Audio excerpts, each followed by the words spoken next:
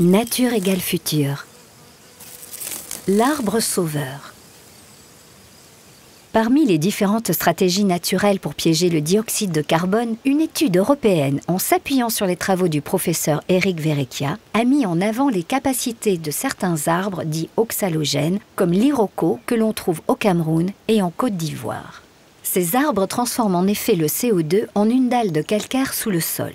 En utilisant cette propriété, qui améliore également la qualité des sols, on peut aussi imaginer et mettre en place des projets novateurs d'agroforesterie. Dans le cadre des arbres oxalogènes, la photosynthèse aboutit notamment à la formation d'acides oxaliques ou oxalates qui vont ensuite être mobilisés au niveau des racines de l'arbre. Donc cet acide oxalique va être ensuite utilisé par différents micro-organismes du sol, à la fois des bactéries et des champignons, de telle sorte que cet oxalate soit décomposé en ions carbonates. Et ce sont ces ions carbonates qui vont se complexer avec des ions calcium pour former du carbonate de calcium. C'est le nom savant du calcaire en fait. Donc ce carbonate de calcium précipite et se retrouve sous forme solide dans le sol et s'accumule au fil du temps. C'est un processus intéressant en termes de séquestration de carbone, puisque un arbre tel que l'arbre iroko, par exemple, peut séquestrer ou stocker 21 kg de CO2, de dioxyde de carbone par an. Cette dalle de calcaire peut rester dans le sol jusqu'à des milliers, voire des centaines de milliers d'années. Donc c'est vraiment un stockage du carbone à très très long terme.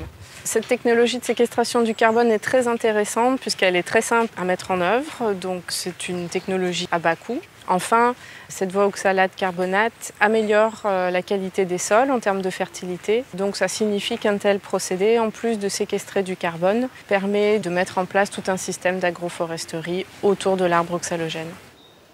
En s'appuyant sur ce principe, l'association Biomimicry Europa et le cabinet Greenloop ont créé le projet Arbre Sauveur en Haïti. Le but de ce projet est de mettre en place un programme de reforestation et d'agriculture autour du noyer maya, un arbre que l'on trouve en Amérique centrale. Donc nous, étant une association, on s'est dit, bah tiens oui, c'est vraiment intéressant, c'est s'inspirer du vivant, s'aider du vivant, carrément faire de la bioassistance avec les arbres pour faire une agriculture qui marche mieux sans apport extérieur chimique. Et en plus, ça fait planter des arbres, et des arbres dont on sait qu'ils ont un effet sur le climat. On voulait travailler avec des associations qui plantaient déjà des arbres dans le pays. Donc on a eu la chance d'en trouver deux en Haïti qui étaient branchés là-dessus, et dont une toute petite association fondée par un Haïtien et une Américaine qui en fait avait déjà introduit quelques noyers mayas, sans savoir qu'il était oxalogène. C'est a priori celui qui a le plus gros potentiel oxalogène pour l'Amérique latine. Mais le principal intérêt pour Haïti en ce moment, c'est l'aspect nourricier. C'est donc qu'il produit des petites noix, mais qui ne sont pas ce que nous on appelle des noix. L'intérêt, c'est la graine dedans qui peut être séchée. Elle peut être séchée comme du café, par exemple, sur des bâches. Donc c'est des choses que les Haïtiens, les Cubains connaissent par cœur. Et une fois qu'elle est séchée, elle peut être réduite en farine. Et une fois qu'elle est réduite en farine, elle peut être utilisée dans tous les plats que les gens du coin connaissent. On incite plutôt à ce que ce soit les femmes qui prennent les arbres, qui suivent la formation et qui s'en occupent autour de la maison. Parce que c'est là qu'on peut, par exemple, donner un tout petit peu d'eau à un jeune arbre qui en aurait besoin. On les incite à avoir maximum 5 à 10 arbres dans leur jardin en disant, de toute façon, si vous arrivez à les élever, ça suffira pour vous. Alors, les bénéfices pour les Haïtiens, au niveau des arbres, Haïti, c'est une des contrées les plus touchées par le déboisement. Premier résultat, puisque c'est un programme de reforestation, c'est donc 100 000 arbres à peu près plantés en plusieurs vagues. Et là, en début 2015, donc un peu plus que 3 ans après les premières graines plantées, qui ont été plantées fin 2011, on a eu les premières graines.